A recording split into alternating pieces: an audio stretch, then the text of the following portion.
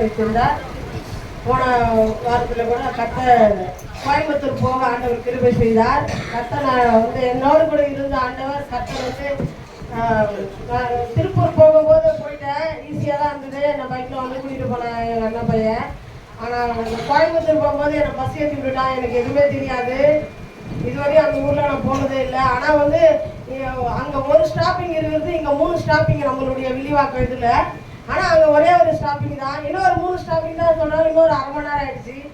எங்கேயாவது என்னை கொண்டு போய் விட்டுட்டு போகிறான்னு சொல்லிட்டு எனக்கு அதே மனசில் தோண்டிகிட்டே இருந்தது. அதே மாதிரி நாங்கள் சொன்ன ஸ்டாப்பிங்கில் பக்கத்து ஸ்டாப்பிங்கில் எத்தனை விட்டுட்டான். அது ரொம்ப ஒரு ஸ்டாப்பிங் அவ்வளோ தொலைவாக இருக்குது.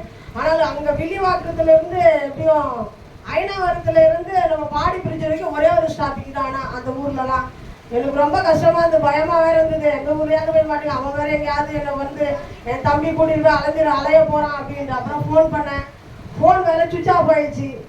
எனக்கு இன்னும் கொஞ்சம் ரொம்ப கஷ்டமாயிடுச்சு. அந்த பஸ்ஸில் அப்படியே அப்பெல்லாம் நொறுக்கின மாதிரி என்னை நொறுக்கிட்டாங்க. அவ்வளோ கூட்டமாக இருந்தது.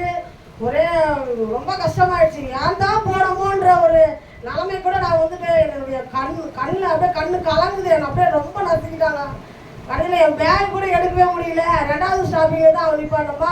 அவங்க சொல்கிற நம்மளுடைய ஊர்லாம் வந்து அந்த ஸ்டாப்பிங்கில் கரெக்டாக நிப்பாட்டுவாங்க.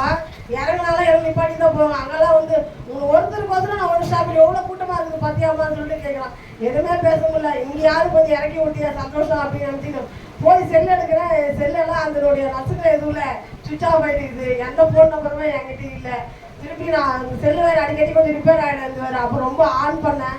கர்த்தருடைய கிருபையில ப்ரேயர் பண்ணிட்டு அதை ஆன் ஆகிடுச்சு. அவன் வீட்டுக்கு போனால் போயிட்டே இருக்கான்.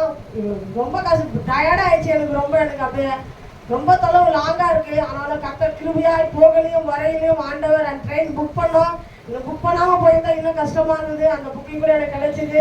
கர்த்தர் கிருபையாய் கோயம்புத்தூர் போக ஆண்டவர் கிருபை வரையில் உதவி செய்தார். கர்த்தருக்கு அது கொடான கோடி நன்றி ஆண்டவருக்கு நான் செலுத்துகிறேன். அதுவும் இல்லாமல் இப்போ வர பத்திரிக்கை எடுத்துகிட்டு வந்திருக்கேன். எல்லாரும் வீட்டுக்கு வந்து கொடுக்கணும்னு தான் ஆசை. இன்னும் ஊருக்கெல்லாம் போகணும். நான் ஒண்டி தான் எல்லாமே போயிட்டுருக்கேன்.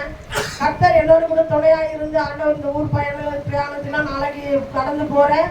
அதனால் கர்த்தர் இந்த பத்திரிக்கை எடுத்துகிட்டு வந்துருக்கிறேன். எல்லாரும் சபையிலே வாங்கிப்படி தாழ்வுடைய கேட்டுக்கிறேன். எல்லார் வீட்டுக்கு வந்து கொடுக்கணும் தான் எனக்கு ஆசை. உண்மையில ரொம்ப எல்லார் வீட்டுக்கு வரணும் தான். ஆனால் யார் வீட்டுக்கு வர முடியாமல் கொஞ்சம் பலவீனமாக இருக்குது. எனக்கு உடம்பு சரியில்லை. ஏற்கனவே இன்னும் ஊருக்கெல்லாம் போகணும். கர்த்தர் வாங்கிக்க முடியாது தாழ்வுடைய கேட்டு கர்த்தர் தாமே சாட்சி ஆசீர்வதிப்பாராக.